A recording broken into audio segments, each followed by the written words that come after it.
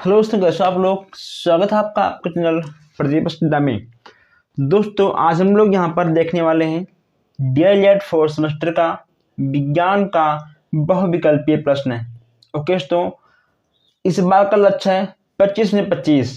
दोस्तों, इसमें से आपका एक भी क्वेश्चन से गलत नहीं होना चाहिए। ओके दोस्तों, और अगर बात करें आपके प्रश्न कहाँ से आएंगे, तो आपके प्रश्न यहीं से आएंगे। दोस्तों, आपके क्वेश्चंस आपके बुक से ही बनते हैं। तो अगर आपने दोस्तों कुल मिलाकर 90 प्लस क्वेश्चंस हैं, ठीक है। आपको इस बहुविकल्प के प्रश्नों में आज की क्लास में आपको 90 प्लस विज्ञान के प्रश्न मिलने वाले हैं। दोस्तों, आज हम लोग यहाँ पर पवन सीरीज के सारे प्रश्नों को यहाँ पर लेने वाले हैं। ओके दोस्तों, तो अगर आपने अभी तक मेरे चैनल को सब्सक्राइब नहीं किया तो सब्सक्राइब कर लीजिए, ताकि ऐसे ही हर क्लास और हर अपडेट आप तक सबसे पहले पहुंचे। तो आइए दोस्तों, हम यहाँ पर देर न करते हुए चलते हैं क्वेश्चन नंबर फर्स्ट पर। हम आपको बता दें, अगर मान लो आपको कोई भी क्वेश्चन समझ में ना आए तो आप फिर से पूछ सकते हो कमेंट बॉक्स में। कमेंट बॉक्स आपके लिए है, आप उसका उपयोग करिए। अब यहाँ हम देखते हैं क्वेश्चन नंबर फर्स्ट है, जैव विकास की प्रामाणिकता के संदर्भ में बहुचर्चित वैज्ञानिक हैं। दोस्तों, यानी आपको बताना है कि जैव विकास में सबसे चर्चित वैज्ञानिक कौन है, आपको यही बताना है। अगर बात करें आंसर की, तो इसमें आपका हो जाएगा सा। दोस्तों, सा यानी आपका लेमार्क और डार्विन दोस्तों दोनों आपके हो जाएंगे, यानी आपका सा वाला बिल्कुल सही हो जाएगा। लेमार्क जी और डार्विन दोनों हैं बहुचर्चित, तो आ और बयानी आपका पहले का सा बिल्कुल सही हो जाएगा। अब यहाँ हम बात करते हैं प्रश्न नंबर 2 की। सेकंड वाला आपका है, जैव विकास के अंतर्गत जीवों की संरचनाओं में समानताएं हैं। समानताएं दोस्तों आपको बताना है कि इसमें से कौन सा होगा। हम चाहते हैं कि आप लोग कम टाइम में अधिक से अधिक क्वेश्चंस को टेस्ट करो। तो दोस्तों, हम यहाँ पर आपके प्रश्नों के उत्तर देते हुए आगे बढ़ेंगे। आपको दोस्तों ध्यान से सारे क्वेश्चंस को देखना है, समझना है और फिर उत्तर देना है। अगर बात करें उत्तर की, तो दोस्तों इसमें भी आपका सा हो जाएगा, यानी आपका समरूप और समजात। ओके दोस्तों, समरूप संरचनाएं और समजात ये आपके दोनों हो जाएंगे, यानी आपका हो जाएगा आंसर आ और बा, आपके दोनों बिल्कुल सही हो जाएंगे। अब यहाँ देखते हैं हम प्रश्न नंबर 3 को। प्राकृतिक चयनवाद किस विज्ञान के प्रतिपादित हैं। अब यहाँ पे आपको बताना है कि प्राकृतिक चयनवाद किस वैज्ञानिक के प्रतिपादित किया था। दोस्तों, यानी आपको बताना यह है कि प्राकृतिक चयनवाद किस वैज्ञानिक ने प्रतिपादित किया था। लेमार्क, डार्विन या फिर जॉन मेंडल या फिर जगदीश चंद्र बोस। दोस्तों, आप बताना है इन चारों में से आपका कौन होगा। अगर बात करें उत्तर की, तो आपका हो जाएगा उत्तर नंबर बा, यानी डार्विन। दोस्तों, बा वाला आपका बिल्कुल सही हो जाएगा। अब यहाँ हम देखते हैं प्रश्न नंबर 4, पारिस्थितिकीय तंत्र की संरचना के अजैविक घटक हैं। पारिस्थितिकीय तंत्र की संरचना की अजैविक घटक कौन से हैं। चौथे की बात करें तो चौथे में आपका हो जाएगा सभी। दोस्तों, चौथे में आपका हो जाएगा सभी, यानी आपका कार्बनिक पदार्थ, जलवायु और अकार्बनिक, ये आपके तीनों हो जाएंगे। दोस्तों, अगर आपको मान लो ये सभी उत्तर में दिख रहे हैं, अगर आपको कंफर्म नहीं है कि आपका कौन सा उत्तर सही होगा, तो आपको ये सभी या फिर उपयुक्त सभी या फिर तीनों या फिर दोनों, ऐसे क्वेश्चंस को आपको टिक मारना है अगर आपको क्वेश्चन से नहीं पता है तो, क्योंकि 90% ही सब क्वेश्चन से सही हो जाते हैं। चौथे का आपका चौथा यानी ये सभी बिल्कुल सही हो जाएंगे। अब यहाँ हम देखते हैं क्वेश्चन नंबर 5। पांचवा आपका है, पारिस्थितिकीय तंत्र की संरचना के जैविक घटक हैं। अब यहाँ आपको बताना है कि पारिस्थितिकीय तंत्र की संरचना की जैविक घटक कौन सी है। ओके दोस्तों, चलिए इसमें से आपका कौन सा होगा। अगर दोस्तों बात करें उत्तर की, तो पांचवें में आपका हो जाएगा उत्तर नंबर 4, यानी ये सभी। ये सभी दोस्तों आपके सही हो जाएंगे। उत्पादक जैसे हरे पौधे, उपभोक्ता जैसे शाकाहारी एवं मांसाहारी। अपघटक एवं अपर्दय भोजी। ओके दोस्तों, ये सभी यानी आपके चारों बिल्कुल दोस्तों आपका चौथा बिल्कुल सही हो जाएगा। अब यहाँ आप देखते हैं छठवां प्रश्न, एक सरल आहार श्रृंखला के स्तर हैं। छठवें में आपका क्या होगा? छठवें में भी आपका हो जाएगा ये सभी। दोस्तों अभी तक आपको ये सभी और दोनों ऐसे क्वेश्चंस आपको सही दिख रहे हैं, ठीक है। इसीलिए आपको अगर मान लो दिख जाए ये सभी तो आपको टिक कर देना है। ये सरल आहार श्रृंखला के स्तर हैं। ये दोस्तों एक सरल आहार श्रृंखला के स्तर हैं। आपको बताना है कि इन तीनों में से आपका एक सरल आहार श्रृंखला का स्तर कौन है। दोस्तों आपके तीनों हो जाएंगे, उत्पादक, प्राथमिक उपभोक्ता और द्वितीयक उपभोक्ता, यानी आपका छठवें का दा वाला बिल्कुल सही हो जाएगा। अब यहाँ हम देखते हैं सातवां प्रश्न।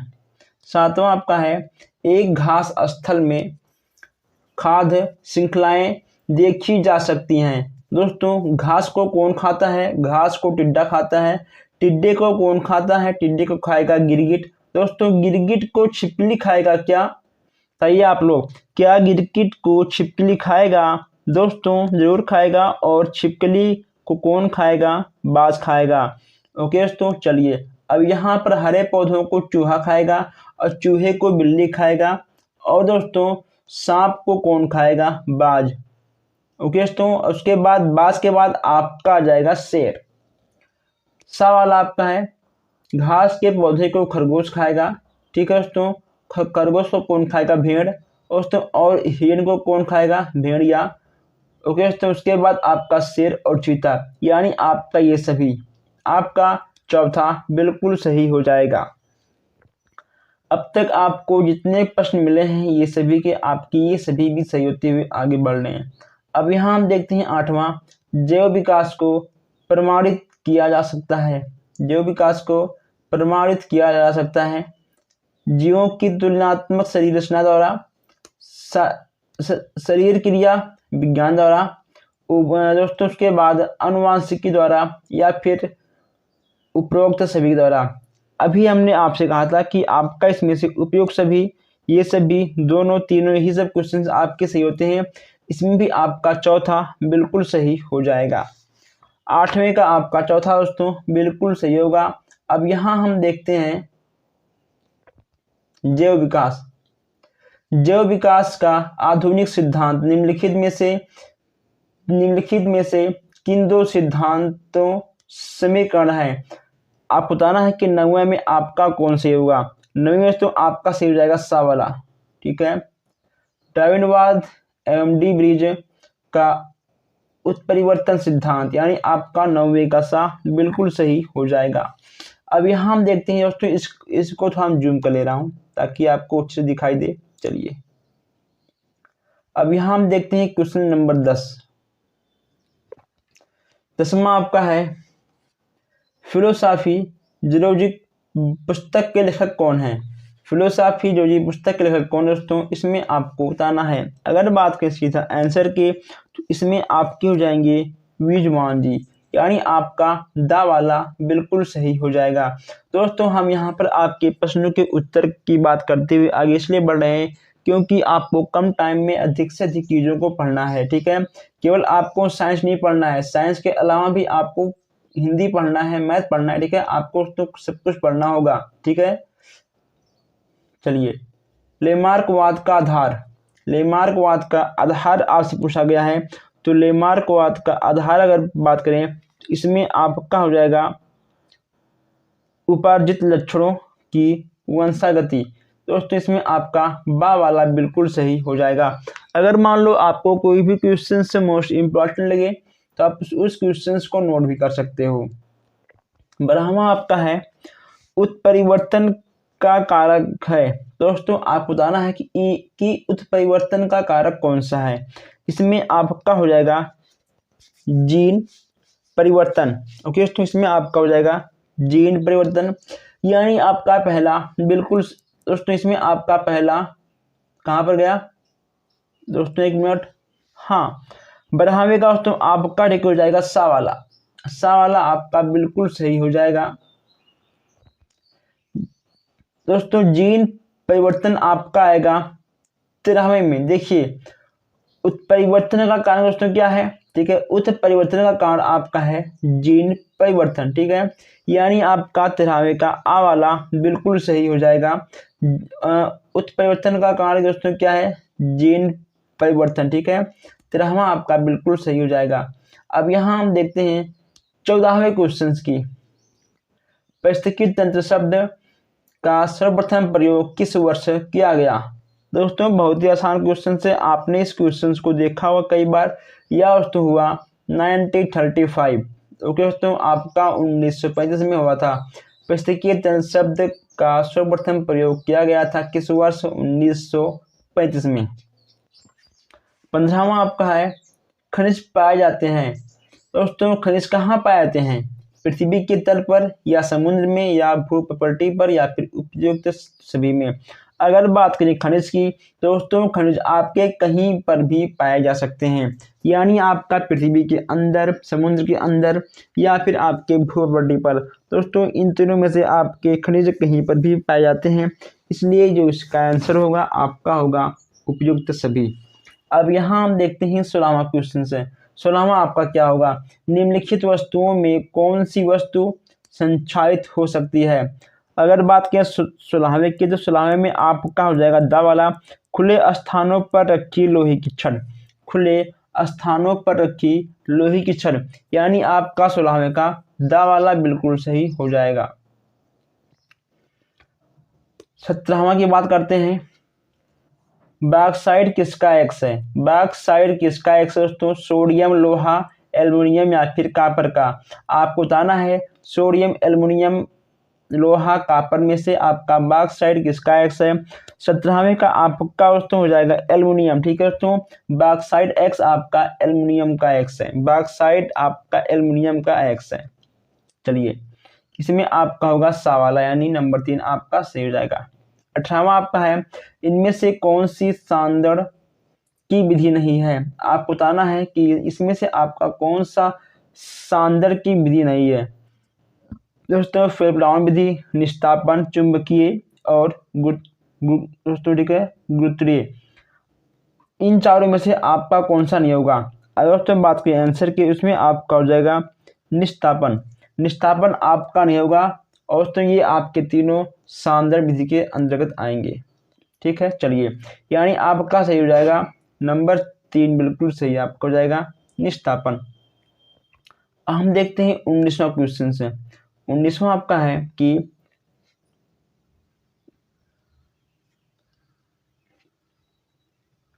दोस्तों यहाँ पे हम देखते हैं 19वां क्वेश्चन है।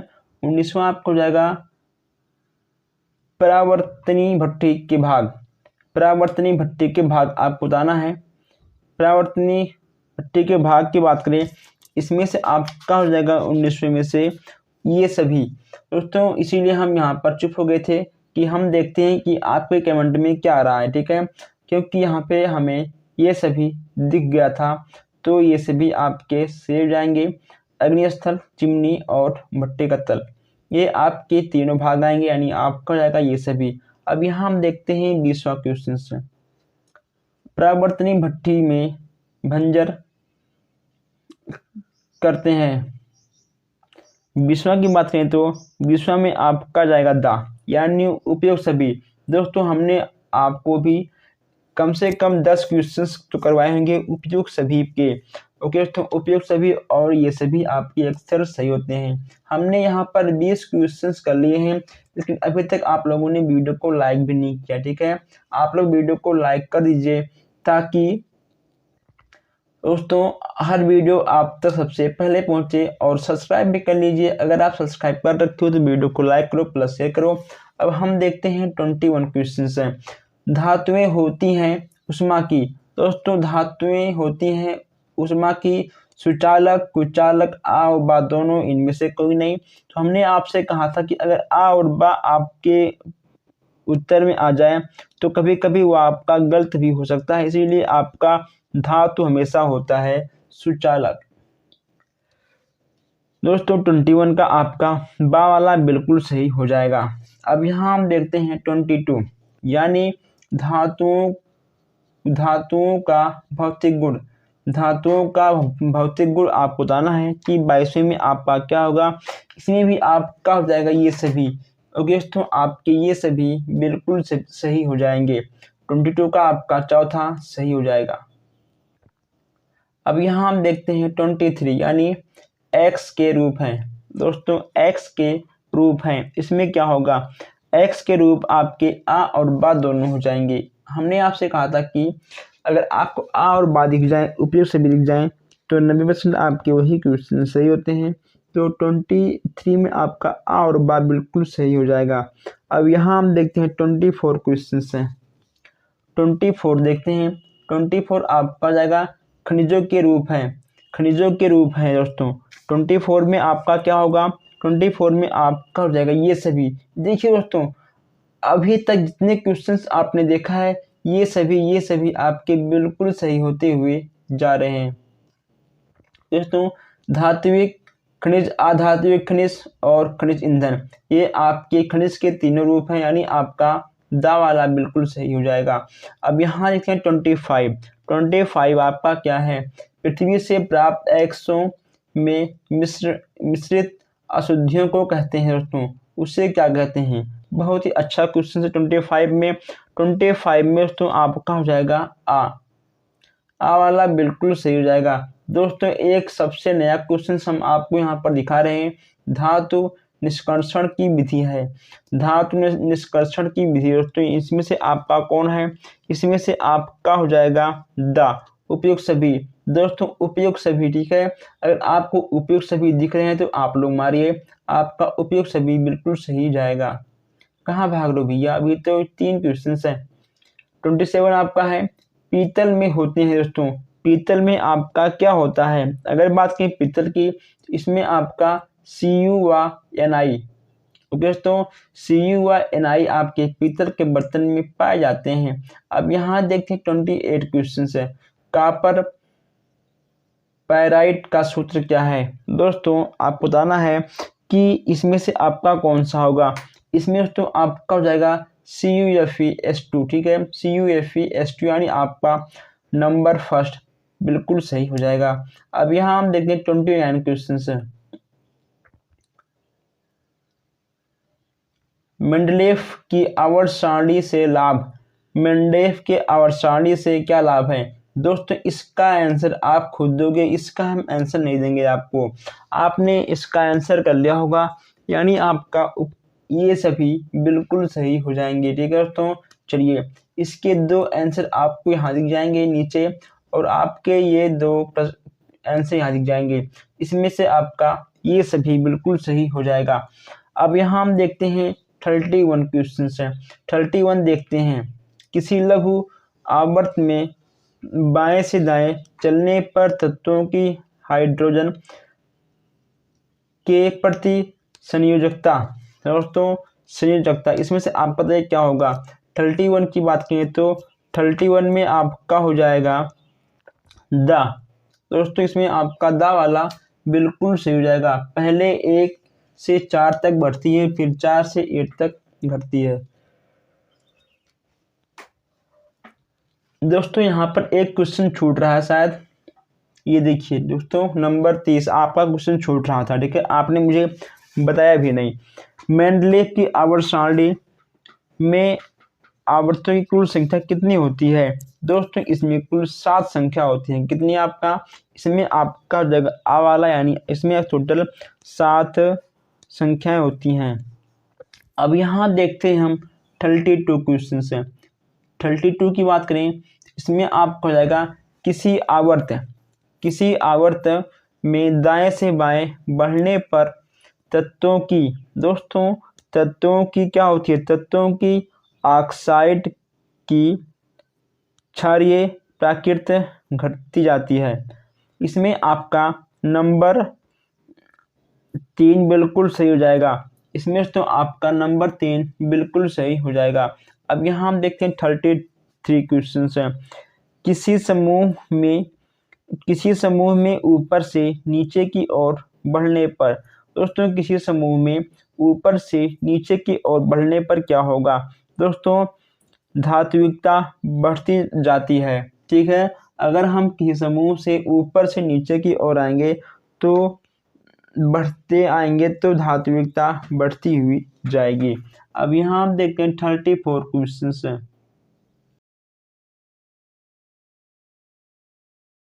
एक की आवर्त सारणी में एक दोष है वह क्या है आपको बताना है। अगर बात करें मेंडलीव की आवर्त सारणी के दोष के बारे में तो इसमें आपका चौथा बिल्कुल सही हो जाएगा। सर्वथा भिन्न गुणों वाले तत्व एक ही समूह में स्थान पाए गए हैं। ओके तो स्थान पाए गए हैं, यानी आपका 34 का तीसरा आपका बिल्कुल सही हो जाएगा। अब यहाँ हम देखते हैं 35 क्वेश्चन हैं। 35 देखते हैं इसमें क्या होगा। विद्युत धारा का मात्रक होता है। दोस्तों आप बताना है कि विद्युत धारा का मात्रक क्या होता है। 35 में आपका हो जाएगा एम्पियर। विद्युत धारा का मात्रक होता है एम्पियर दोस्तों, यानी आपका सा वाला बिल्कुल सही हो जाएगा। अब यहाँ हम देखते हैं 36 क्वेश्चन हैं। सूक्ष्म सेल में किस पदार्थ की छड़ एनोड का कार्य करती है? अगर बात करें 36 में आपका हो जाएगा कार्बन। आ वाला आपका बिल्कुल सही हो जाएगा। अगर दोस्तों आपको कोई भी क्वेश्चन समझ में ना आए तो आप कमेंट बॉक्स में पूछ सकते हो। कमेंट बॉक्स आप सबके लिए बना है, आप उसका उपयोग करिए। विद्युत धारा का मात्रक है दोस्तों, धारा का मात्रक है।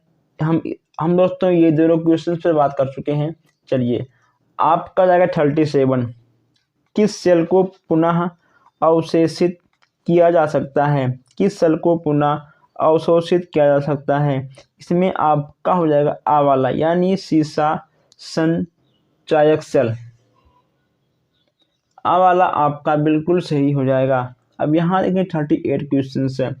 वोल्ट मीटर के द्वारा मापा जाता है। वोल्ट मीटर के द्वारा मापा जाता है, यानी आपका बा वाला बिल्कुल सही हो जाएगा। दो बिंदुओं के बीच विभवांतर। ओके तो दो बिंदुओं के बीच विभवांतर 38 का आपका बा वाला बिल्कुल सही हो जाएगा। अब आगे बढ़ते हैं। अब यहाँ हम देखते हैं प्राचीन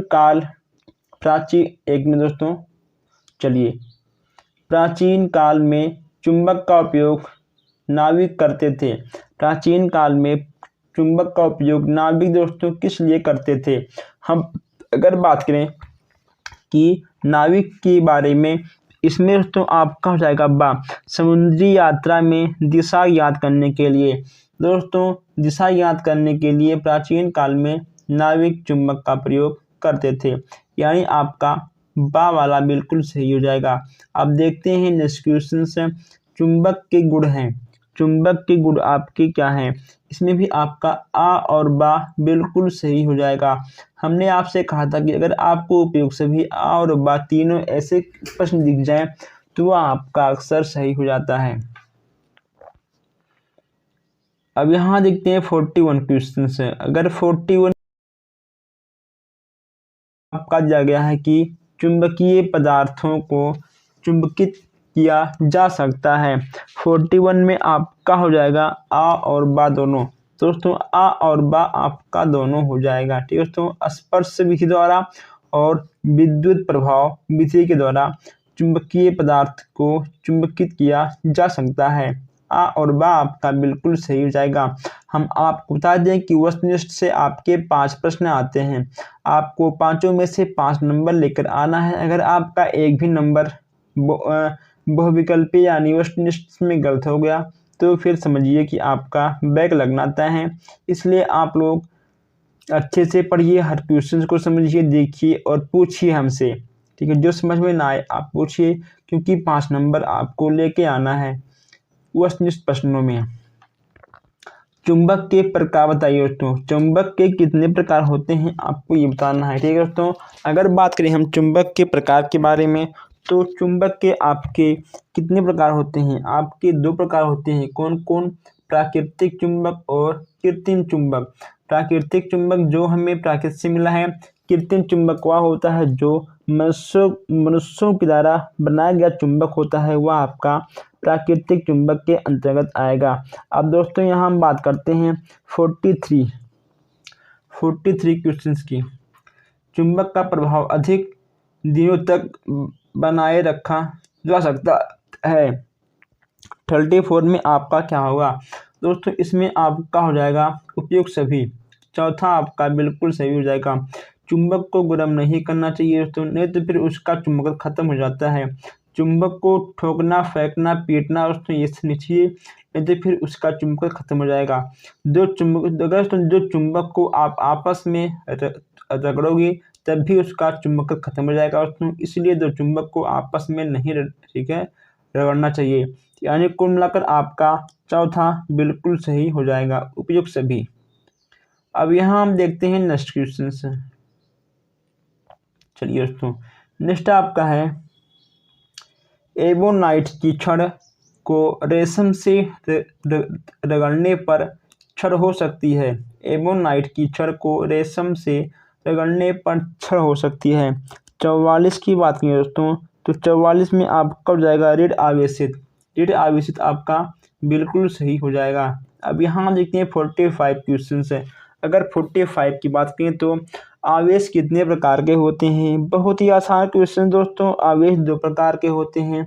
कितने प्रकार के होते हैं? आवेश 2 प्रकार के होते हैं। अब यहाँ 46 देखते हैं हम लोग। चुंबक द्वारा आकर्षित होता है, चुंबक द्वारा आकर्षित होता है दोस्तों। 46 की बात करें तो 46 में आपका हो जाएगा लोहे का बुरादा। दोस्तों आपका हो जाएगा नंबर 3 यानी आपका सवाला बिल्कुल सही हो जाएगा। अब दोस्तों यहाँ हम देखते हैं 47। चुंबकीय प्रभाव आर पार नहीं होते हैं। जो चुंबकीय प्रभाव होता है वह आपका आर पार नहीं होता है। दोस्तों किसमें आपका आर पार नहीं होता है? लकड़ी के तख्ते से दोस्तों, ठीक है। कांच से आपका हो जाएगा आर पार, कागज से हो जाएगा आपका लोहे से, लेकिन तो आपका लकड़ी से आर पार नहीं होगा दोस्तों। आर पार की बात करें तो आप आर पार की बात छोड़िए दोस्तों, चुंबक कभी लकड़ी को अपनी तरफ आकर्षित करेगा ही नहीं, और आर पार की क्या बात करें दोस्तों। यानी आपका हो जाएगा 47 में आपका हो जाएगा सवाला बिल्कुल सही हो जाएगा दोस्तों। एक मिनट लोहे के उसमें एक मिनट क्या लिखा है? चुंबकीय प्रभाव आर पार नहीं निकल पाता। दोस्तों आर पार नहीं निकल पाता किसमें दोस्तों? आपका हो जाएगा लोहे के चादर में। दोस्तों आ वाला आपका बिल्कुल सही हो जाएगा, आपका आ वाला बिल्कुल सही हो जाएगा। चलिए दोस्तों, अब यहाँ हम देखते हैं अचुंबकीय पदार्थ। अचुंबकीय पदार्थ दोस्तों आपका क्या है? आपका हो जाएगा सोना। अचुंबकीय पदार्थ आपका सोना हो जाएगा। दैनिक जीवन में प्रयास दोस्तों, चलिए नेक्स्ट आपका है कि दैनिक जीवन में प्रायः कितने प्रकार की विद्युत धारा का प्रयोग होता है? हमारे दैनिक जीवन में यानी हम लोग रोज कितने प्रकार के विद्युत धारा का प्रयोग करते हैं? दोस्तों केवल हम लोग 2 प्रकार की ही धारा का प्रयोग करते हैं। दोस्तों सेल के प्रकार बताइए, सेल के कितने प्रकार हैं? दोस्तों सेल के 2 प्रकार हैं। कौन कौन? प्राथमिक सेल और द्वितीयक सेल। यानी आपका आ और बा बिल्कुल सही हो जाएगा दोस्तों। इसमें आपका प्राथमिक और द्वितीयक सेल होगा, यानी आपका आ और बा बिल्कुल सही हो जाएगा। अब यहाँ देखते हैं 51 क्वेश्चन है। 51 आपका होगा विद्युत धारा के ऊष्मीय प्रभाव का उपयोग होता है। विद्युत धारा के ऊष्मीय प्रभाव का उपयोग होता है। 5वें का आपका क्या होगा? 5वें में आपका हो जाएगा फ्यूज।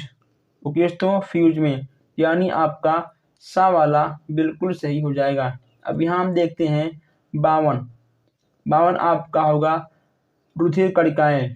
तो दोस्तों रुधिर कणिकाएं यानी आपका इसमें हो जाएगा उपयुक्त सभी। लाल, श्वेत और रुधिर प्लेटलेट्स है। ओके, तो ये आपके 3 होते हैं, यानी आपका हो जाएगा उपयुक्त सभी। चौथा आपका बिल्कुल सही हो जाएगा। आप हर क्वेश्चंस को समझते हुए और लिखते हुए आगे बढ़िए। चलिए दोस्तों, लाल रुधिर कणिका का जीवन काल कितना होता है? दोस्तों आप बताइए। लाल रुधिर कणिका का जीवन काल कितना होता है? 53 की बात कर रहे हैं। 53 में दोस्तों आपका हो जाएगा 127 दिन। ओके दोस्तों, 127 दिन केवल जीवन काल होता है। अब यहाँ देखते हैं 54। मनुष्य के रुधिर में प्रोटीन पदार्थ होता है। मनुष्य के रुधिर में प्रोटीन पदार्थ होता है। इसमें आपका क्या होगा? इसमें आपका हो जाएगा आ और बा दोनों, यानी आपका सा वाला बिल्कुल सही हो जाएगा। अब यहाँ देखते हैं 55 क्वेश्चन है। किस प्रकार के रुधिर बैंक में रखा जाता है? दोस्तों बहुत ही अच्छा क्वेश्चन है। अगर 55 की बात करें दोस्तों, इसमें आपका हो जाएगा उपयुक्त सभी प्रकार के। दोस्तों आपका इसमें दा वाला बिल्कुल सही हो जाएगा।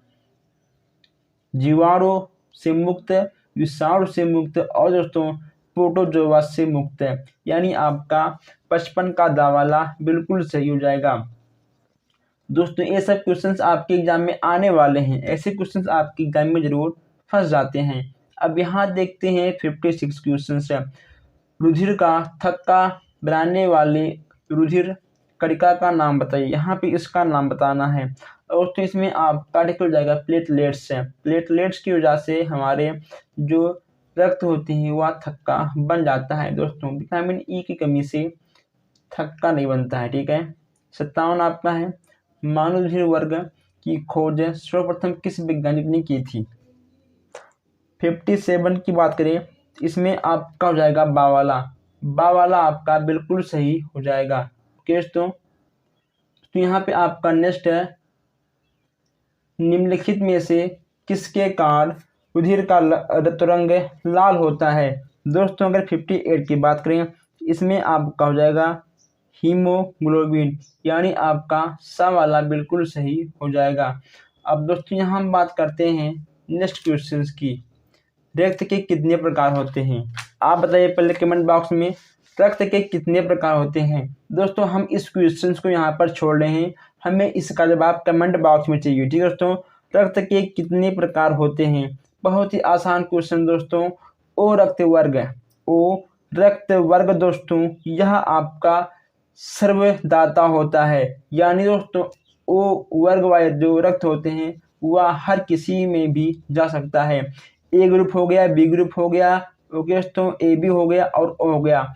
ओ रक्त हर किसी रक्त में जा सकता है। 61 की बात करें, रक्त की संरचना के मुख्य अवयव है। रक्त की संरचना के मुख्य अवयव कौन सा है? अब यहाँ हम बात करते हैं सा वाला।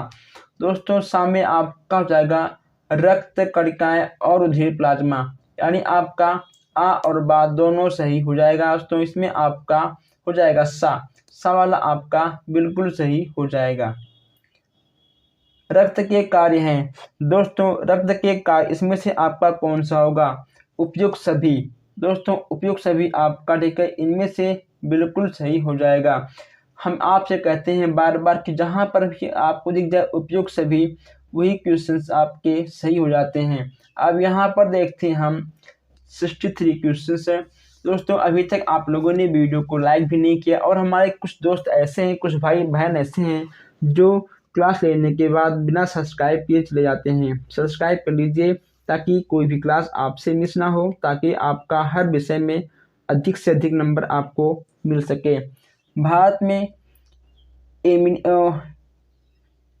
एमीनिया के कारण है। दोस्तों भारत में एमीनिया के कारण कौन सा है? अगर बात करें 63 की, इसमें आपका हो जाएगा दा। देखिए दोस्तों यहाँ पर भी आपका उपयुक्त सभी सही हो गया। दोस्तों अज्ञानता और गरीबी, गंदा रहन सहन, ठीक है, ये सब आपके हो जाएंगे, यानी आपका हो जाएगा उपयुक्त सभी। अब नेक्स्ट देखते हैं, आरबीसी का जीवन अवधि कम होता है। आरबीसी का जीवन अवधि कम होता है। दोस्तों 64 की बात की, इसमें आपका हो जाएगा आ, यानी थैलेसीमिया। थैलेसीमिया में दोस्तों इसमें आपका आ वाला बिल्कुल सही हो जाएगा। अब हम यहाँ देखते हैं 65, रक्त का थक्का बनने की प्रक्रिया धीमी हो जाती है। पित्त का थक्का बनने की प्रक्रिया धीमी हो जाती है। इसमें आपका क्या होगा, हीमोफीलिया में दोस्तों हीमोफीलिया आपका बिल्कुल सही हो जाएगा। WBC दोस्तों WBC RBC क्या है, आप हमको कमेंट बॉक्स में बताओगे। WBC दोस्तों WBC और RBC क्या होता है, आपको इसका जवाब कमेंट बॉक्स में देना है। अब यहाँ हम बात करते हैं WBC कम हो जाती है। WBC दोस्तों श्वेत कण कोशिकाएं हीनता में। दोस्तों आप लोग WBC जान चुके होंगे, लेकिन आपका RBC क्या होता है, आपको उसका तो आंसर कमेंट बॉक्स में देना ही होगा। अब यहाँ हम देखते हैं लीवर सिरोसिस रोग का कारण है। लीवर सिरोसिस रोग का कारण दोस्तों इसमें से क्या है, अगर बात करें आंसर की, इसमें आपका हो जाएगा 67 में आपका होगा हीमोफीलिया। आपका आ वाला बिल्कुल सही हो जाएगा, हीमोफीलिया। एड्स दोस्तों एड्स का पूरा नाम क्या है, यह दोस्तों क्वेश्चन कई बार आए हुए हैं। अगर दोस्तों बात करें एड्स की, acquired immuno deficiency and syndrome, इसमें आपका सा वाला बिल्कुल सही हो जाएगा। अब दोस्तों हम आगे बढ़ते हैं। विश्व एड्स दिवस कब मनाया जाता है, दोस्तों बहुत ही आसान क्वेश्चन है, इसका भी जवाब आपको कमेंट बॉक्स में देना होगा।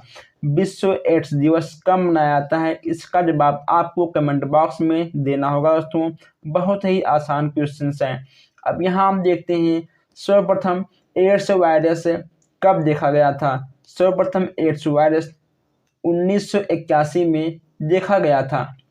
HIV से प्रभावित होने वाली कोशिका का नाम क्या है, आपको बताना है कि HIV से प्रभावित होने वाली कोशिका दोस्तों उसका नाम क्या है। इसमें आपका हो जाएगा T4। दोस्तों आपका दा वाला बिल्कुल सही हो जाएगा। अब यहाँ हम देखते हैं एड्स की उपचार की औषधि क्या है। अगर दोस्तों बात करें औषधि की, इसमें आपका हो जाएगा आ वाला दोस्तों बिल्कुल सही आपका हो जाएगा। ऐसे क्वेश्चन आपके एग्जाम में बार बार आएंगे, इसलिए आपको इन सारे क्वेश्चंस को जो आपको नए लगे, जो आपको न याद हो, आप उस क्वेश्चंस को नोट कर लीजिए। अब यहाँ हम देखते हैं एड्स की सिरमी जांच। एड्स की सिरमी जांच के लिए उपयुक्त परीक्षण क्या है, दोस्तों अलीसा टेक किट है। ओके दोस्तों इसमें आपका आ वाला बिल्कुल सही हो जाएगा, अलीसा किट है। दोस्तों एक आपका और होता है दोस्तों hepatitis B, hepatitis A। Okay दोस्तों उसका भी जांच, उसको यानी अगर जगह SCV दोस्तों इसको बोलते हैं SCV। ओके दोस्तों SCV का जांच भी आपका अलीसा किट से ही होता है। नेक्स्ट आपका है 74 एड्स से बचने की सावधानियां। हम लोग एड्स से कैसे बच सकते हैं, दोस्तों इसमें से आपका हो जाएगा चौथा शिक्षा के दोस्तों, शिक्षा तो बढ़ते हैं दोस्तों, और कंडोम का यूज करें, और दोस्तों रक्त मतलब दोस्तों रक्त संरक्षण भी करें। ठीक है दोस्तों, यानी आपका दा वाला बिल्कुल सही हो जाएगा। अब यहाँ हम बात करते हैं 57 दोस्तों 75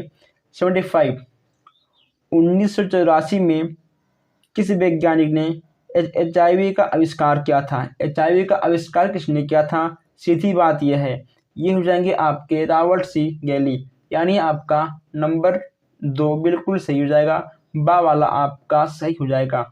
अब यहाँ हम देखते हैं 76 क्वेश्चन हैं। किस सेल को पुनः आवेशित किया जा सकता है, 76 में आपका हो जाएगा सीसा संरचना सेल, यानी आपका आ वाला बिल्कुल सही हो जाएगा। अब यहाँ हम देखते हैं 77 क्वेश्चन हैं। प्राथमिक उपचारक में कौन कौन से गुण होने चाहिए, प्राथमिक उपचारक में कौन कौन से गुण होने चाहिए, दोस्तों उपयुक्त सभी गुण दोस्तों होने चाहिए। हमने आपसे कई बार कहा कि अगर आपको उपयुक्त सभी दिख जाए दोस्तों आपका उपयुक्त सभी ही सही हो जाता है। अब यहाँ हम देखते हैं 78 क्वेश्चन है। 78 क्वेश्चन दोस्तों आपका क्या है, प्राकृतिक चयनवाद। दोस्तों प्राकृतिक चयनवाद प्रतिपादित किया गया है। दोस्तों इसमें आपका आ हो जाएगा, यानी आपका ड्राइविंग के द्वारा, इसमें आपका आ वाला बिल्कुल सही हो जाएगा।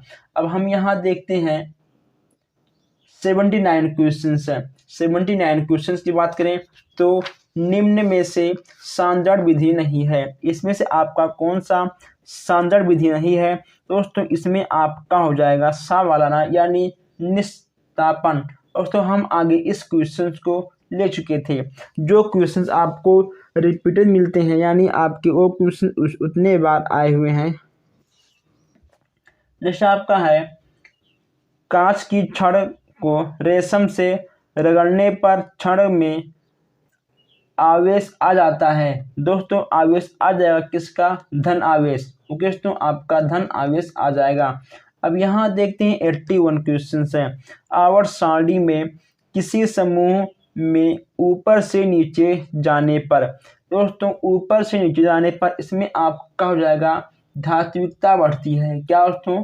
इसके धात्विकता बढ़ जाते हैं। अब यहाँ हम देखते हैं 82 क्वेश्चन है। 82 क्वेश्चन यहाँ पर हम देखते हैं रुधिर का थक्का बनने वाली रुधिर कणिकाएं का नाम इसमें क्या है दोस्तों? प्लेटलेट्स है ना। हमने इस क्वेश्चन को आगे डिस्कस कर लिया है। अब यहाँ पे दोस्तों अलीसा परीक्षण है। दोस्तों अलीसा परीक्षण क्या है? हमने आगे इस क्वेश्चन पर भी बात कर चुके हैं दोस्तों। एड्स, ठीक है, एड्स की जांच करने के लिए हमें अलीसा परीक्षण करना पड़ता है। अब यहाँ पर आपका है गलेना किस धातु का एक्स है? दोस्तों गलेना किस धातु का एक्स है? इसमें आपका हो जाएगा लेड। दोस्तों लेड मतलब होता है शीशा, ठीक है। चलिए 85 है वातावरण और जीवधारियों के पारस्परिक संबंधों से क्या बनता है? दोस्तों बहुत ही आसान क्वेश्चन है। इससे आपका बन जाएगा पारिस्थितिकीय तंत्र, यानी आपका बा वाला बिल्कुल सही हो जाएगा। अब यहाँ हम देखते हैं 86 क्वेश्चन है। शुष्क सेल में किस पदार्थ की छड़ एनोड का कार्य करती हैं? अगर बात करें 86 क्वेश्चन की, इसमें आपका हो जाएगा कार्बन के कार्य करती हैं। 87 आपका है रुधिर का थक्का बनाने वाली रुधिर कणिकाएं का नाम। दोस्तों 3 बार इस क्वेश्चन पर हम बात कर चुके हैं। इस क्वेश्चन का आंसर आपको कमेंट बॉक्स में देना होगा। अब यहाँ हम बात करते हैं 88 क्वेश्चन की। निम्न में से जिस धारा का प्रयोग करते हैं? दोस्तों इसमें आपका हो जाएगा टार्च है। ओके दोस्तों देखने के लिए हमें टार्च की आवश्यकता होती है, ना कि पंखा, टीवी, कूलर, फ्रिज। ये सब आपके गलत हो जाएंगे। जो आपका सही होगा वह होगा आपका करेक्ट टार्च है। देखने के लिए हमें टार्च की आवश्यकता होती है, ये सब आपके गलत हो जाएंगे। अब यहाँ हम देखते हैं 89 क्वेश्चन है। पौधों और जंतुओं के बीच की कड़ी को क्या कहते हैं? दोस्तों पौधों और एवं जंतुओं के बीच के कड़ी को क्या कहते हैं? दोस्तों ये हो जाएंगे आपके एग्लिना। दोस्तों युग्लिना, दोस्तों इसमें आपका बा वाला बिल्कुल सही हो जाएगा। युग्लिना कहते हैं। पौधे और जंतुओं के कड़ी को हम लोग कहते हैं युग्लिना। अब दोस्तों यहाँ पे हम देखते हैं नेक्स्ट क्वेश्चन से। चलिए चुंबकीय पदार्थ हैं। दोस्तों चुंबकीय पदार्थ आपके कौन से हैं? इसमें से आपका हो जाएगा लोहा। चुंबकीय पदार्थ आपका लोहा के अंतर्गत आएगा। आपका पीतल, रबड़ और तांबा ये आपका नहीं आएगा। अब यहाँ हम देखते हैं 91 क्वेश्चंस की। लाल रक्त कणिकाओं का निर्माण होता है। लाल रक्त कणिकाओं का निर्माण किससे होता है? बहुत ही आसान क्वेश्चन दोस्तों, अस्थि मज्जा, ठीक है, यानी आपका दा वाला बिल्कुल सही हो जाएगा। अब यहाँ हम बात करते हैं 92 क्वेश्चन की। 1 मिनट थोड़ा हम ऊपर कर ले रहा हूँ दोस्तों, ये आपका ऊपर नहीं हो रहा है, ठीक है। चलिए 92 क्वेश्चन की बात करते हैं। विद्युत बल्ब में तंतु किस धातु का बना होता है? दोस्तों आप इस क्वेश्चन को कक्षा 5 से पढ़ते हुए आए हो। टंगस्टन। दोस्तों इसमें आपका आ वाला बिल्कुल सही हो जाएगा। दोस्तों हमने आपसे कहा था स्टार्टिंग में कि हम लोग यहाँ पर आज बहुत ही अच्छे क्वेश्चंस और 90+ क्वेश्चन देखने वाले हैं। आज हम लोगों ने यहाँ पर 90+ क्वेश्चंस और कुछ नए क्वेश्चंस भी हम लोगों ने यहाँ पर देखे हैं। अगर आपको आज के क्वेश्चंस अच्छे लगे हो तो आप चैनल को सब्सक्राइब करिए, वीडियो को लाइक करिए। अगर आपका कोई भी डाउट हो, अगर आपको कोई भी क्वेश्चन पूछना हो तो कमेंट बॉक्स आपके लिए है। आप कमेंट करिए, हम आपके सारे कमेंट को पढ़ेंगे और हम आपके कमेंट का जवाब भी कमेंट बॉक्स में दे देंगे। हम मिलते हैं फिर नेक्स्ट क्लास में। जय हिंद, जय भारत, धन्यवाद।